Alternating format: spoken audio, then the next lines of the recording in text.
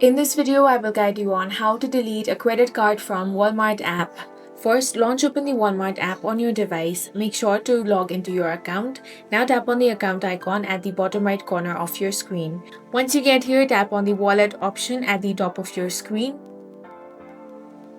You will see a list of all of your saved credit cards, debit cards, and gift cards here. Tap on the specific card you want to get rid of to open its details. Now look for a link that says remove or delete. Once you tap on it, a pop-up message will ask you to confirm if you want to delete the payment method. Tap on the confirm option to permanently wipe it from your account. If you currently have an open order that hasn't been shipped yet or an active pre-order waiting for a future release date, deleting the card associated with that transaction will cause a billing failure when Walmart attempts to change at shipment. Make sure to update those specific orders with a new payment method first. That's all for this video. If you found it useful, make sure to hit the like button and subscribe for more videos like this.